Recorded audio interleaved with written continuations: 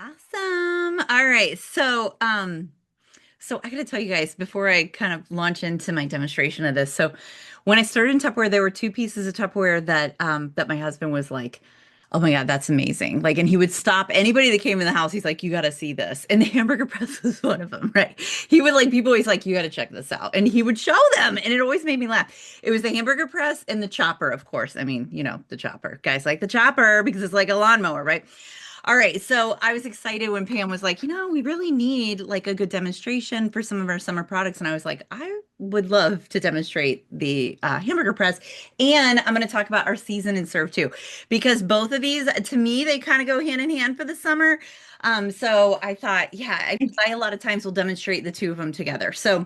Um, all right, so this is, and I'm gonna this is exactly how I demonstrate them, and I demonstrate them with these tips and things like that when I demonstrate them. Okay. All right, let me tilt this up a little. I feel like it's cutting my head off a little. If I get to start getting anxious and get close to the camera, it's gonna cut me off. Anyway, all right, because that happens. All right, so this is our hamburger press, right? And so our hamburger press comes with four keepers, and you see how they kind of they seal on each other. So it only has one seal that comes with the hamburger press, and then this is the actual press part. So the hamburger, the keepers are very flexible and they actually bounce. Hold on. Oh my goodness. All right, so they bounce, right? But they're super flexible. So these are meant to go into the freezer, right? So they're not going to break coming out of the freezer. They're not going to get brittle or anything like that. So it's really great. So if you only have one or two hamburgers to freeze, then you just take off, the third one, or if you have another one, so you can just add it right there to the bottom, right? Now you do need one of your keepers to be able to work the press. Now let me show you how the press works. All right, so the press, you take one of the keepers and you put this collar right inside the keeper. Whoop, let me bring this up. You put the collar right inside the keeper. Hold on a second. Let me change my view so that I can, because I can't see if I'm below the camera angle. Okay. All right, so you put the collar inside the keeper, right? And then this is the press. Now let me show you. So on the press, there are actually two notches, and my camera's actually picking it up great. Sometimes it doesn't. So you see this one, it says a third, and then on the other side, it says a quarter. So that's a third-pound burger and a quarter-pound burger. Ah, love it. So if you want everything to be really uniform, that is perfect for being able to do that, right? So what you do is you take your hamburger, or just a lump of hamburger, put it in there, and then you're going to press down. So if you're wanting like a quarter-pound burger, whatever, you just want to make sure that that notch comes up to the top of the collar when you're pressing down. So if it's too high, you have too much meat in there, take a little bit out. If it's too low, put a little bit more meat in there.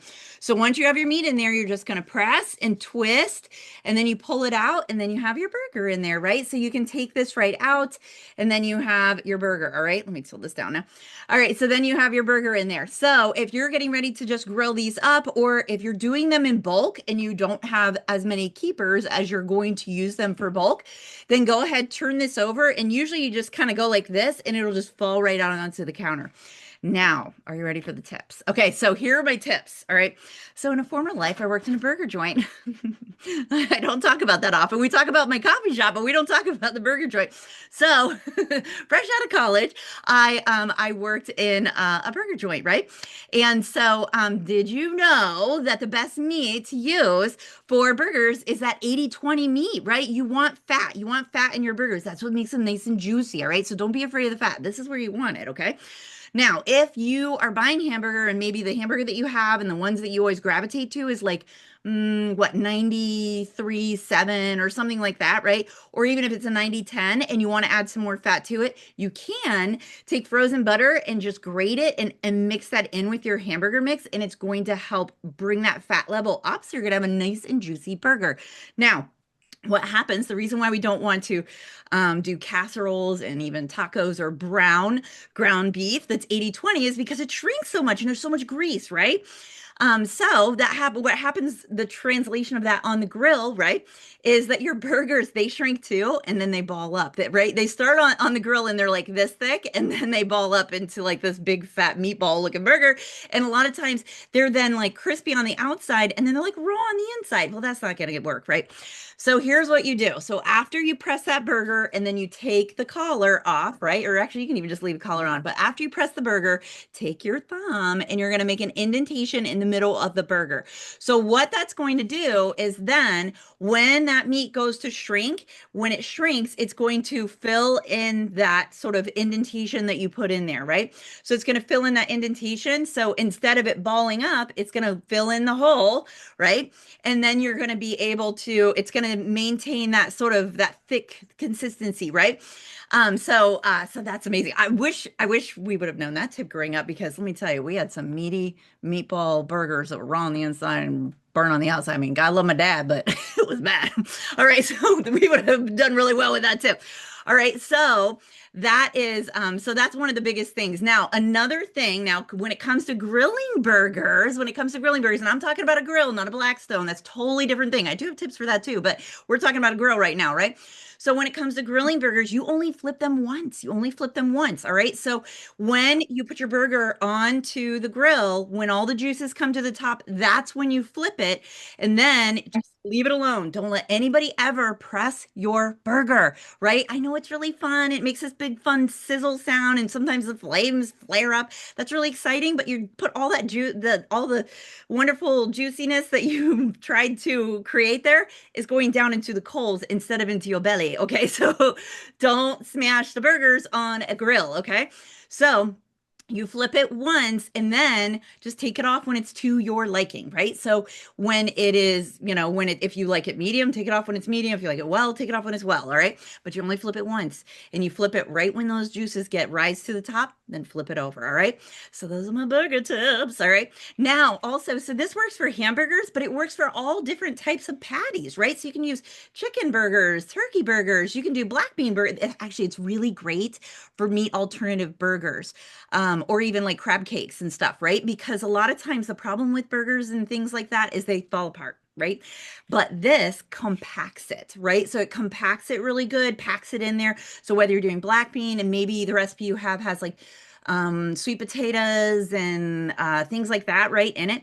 That helps it stick together because you're pressing it and you're compacting that together. So that's going to help that last longer, right? It's going to help it maintain that shape and keep it that way.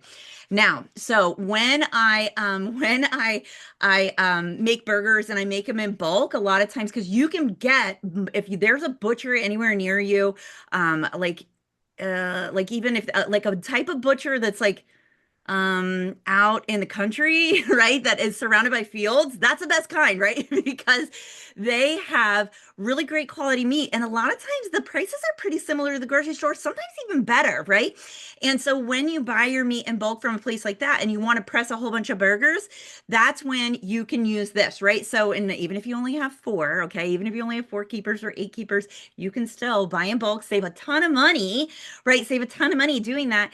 And all you do is just press them. And like I said, push them out of here and then put patty paper between the burgers. All right. All patty paper is it's just parchment paper cut in squares. Okay. So that's all it is. So you can buy patty paper pre-cut like that, or you can just cut your parchment paper. Okay. It's not that deep. All right. So, but that is how you can separate them and then put them in one of our freezer containers, right? You're good to go. There was one more thing I was gonna say. I can't remember. Oh, I know. So in our freezer, right? So when I see these in our freezer, that means the burger, whatever's in here, has seasoning on it, right? So when I do it in bulk, I don't season them, then I put them in the freezer containers, right? But when I have them in here, that tells me that there's seasoning in these burgers, right? Do not waste your money on pre-made burgers that are gourmet. Okay, guys? That is silly. Okay, we can do that. You know what gourmet burgers are? They're burgers with like seasoning and like soy sauce or Worcestershire. Hello, we can do that at a fraction of the price. That is an upcharge that is so unnecessary. And in Tupperware, we don't need upcharges on things like that, right? Because we can get it done. All right. So yeah, so these are amazing. Like we love using these and being able to buy in bulk, save a ton of money, being able to do that, make our own gourmet burgers. The word gourmet kind of gets me sometimes because sometimes when they use the word gourmet a little loose, right? I mean, they're just adding seasoning to it. Like, we can do that, right?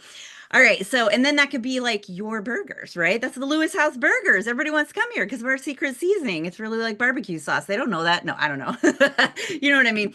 All right, so that is our burger press. That's our burger press. And then let me tell you about the season and serve because I never, ever, ever, ever, ever want to marinate meat again without a season and serve. And a season and serve I actually bought before I was in Tupperware. There are a few things that I bought before I was in Tupperware, and the season and serve was one of them, right? And I think I bought it from Pam Callahan at the mall because I really feel like I have a core memory of this Pam Callahan. And she was like, they're BOGO. And I'm like, but I only need one. And she's like, well, but they're BOGO. And I'm like, okay. And she's like, well, just keep one and then give the other one away. And I was like, okay. So, but anyways, so this season and serve, here's what I love so much about the season and serve because before I had the season and serve, I did what everybody else probably does to marinate their meat, right? I put it in a casserole dish. My casserole dish didn't even have a lid on it, right? I just used saran wrap. And then that was like the worst part when you had to go and rotate the meat around because then you peel that saran wrap off and you're just like, oh, please, just don't touch me. Like, I don't want to. And then you could never get it back on. I just felt like everything, if one little drip came off of that casserole dish into my fridge, I felt like I had to like pull everything out and sanitize the whole thing. I was so freaked out. Okay. So you don't have to do that here. I mean, it's so amazing. Okay. So that's the best part of our season and serve. All right, so our season and serve. So see all of that? They're little pyramids, diamonds. You can call them whatever you want to call them, but here's what they do is they lift your meat up off of that flat surface. So there's no flat surface for the meat to stick to because when it's stuck to that, the marinate's not getting around there, right? So this makes it so the marinade goes around the meat all the time, the entire time that it's doing marinating, the entire time it's doing what it's supposed to do, right? And so that's the best part. So this size in particular is perfect for chicken breasts, bone-in chicken thighs. It is perfect for kebabs, meat, or like it doesn't matter if it's veggie or meat, whatever, it doesn't matter. But kebabs, it's perfect for also steaks and stuff like that, or also just big quantities. So if you are doing chicken thighs, like boneless, skinless chicken thighs, bigger quantities, this is a great size for that too. So this is amazing for all those different bigger cuts, right? And so when you load this up, you load it all up, then you put the top on. And here's the thing, it's airtight, liquid tight. And the best part, here's the other thing that used to drive me crazy before I had this, right? If I'm marinating meat, it usually means company's coming over. And when company's coming over, it means I'm cooking a lot of food. And you know what happens? I fill up my fridge and then I got to stack things on top of it. You cannot stack something on top of saran wrap that's on top of meat that's marinating in a casserole dish because it overflows. But you can stack anything you want on top of here, right? And then you just flip, flip, flip, right? That's it. And so I'll even tell I'm like, can somebody go flip the meat? And they know they'll go down and flip and flip and flip, right? It's absolutely amazing. Now, here's the thing. If you peek, it will leak. All right. So do not peek. Trust is doing his job. All right. Because here's what happens is if you open this up, your marinade will get right inside of there and then it'll start to dribble down a little bit. And then you'll be like, Ellen told me that this was airtight, liquid tight, and now it's leaking in my fridge and I got to sanitize my whole fridge because I'm freaked out like she is. No, no, no, no, no, no. If you peek, it will leak. So just trust it's doing its thing and you do your thing and just flip, flip, flip. And when it's ready, take the top off and take it out to the grill and get it done. All right. So now, when you're not marinating your meat, there are so many great things that you can do with this because it's so deep. Look at the depth of this bad boy. So you can put, I think I saw somebody, I think it was Rena, put cupcakes. This is fantastic for cupcakes. It's fantastic for cookies, bars, anything like that, especially if it's, think about something that, like a brownie or something like that, that kind of, that those little, pyramids at the bottom aren't going to, like if it's a soft cookie, then it's going to have a textured bottom. That bottom layer is going to have a texture to it. And that's okay. I mean, it all tastes the same, right? It doesn't matter if it's crumbly or if it's all together, if it has texture, it doesn't matter to me. All right. So, but the other thing that this is really great for, it's great for watermelon. It's a great thing for watermelon and also corn on the cob season, right? So when you pull your corn on the cob, however it is you cook it, cook that corn on the cob, put it in here while it's hot, put some butter, right? And then flip to put the top on, flip, flip, flip, and let the heat melt the butter. And then bam, you got buttered corn on the cob. Take the top off and just put some tongs with it and walk away. Let them, everybody serve themselves, right? So I can't say enough good things about these. I've got two big ones and two small ones. And Pam, if you're listening, tell Tupperware we need that small one back.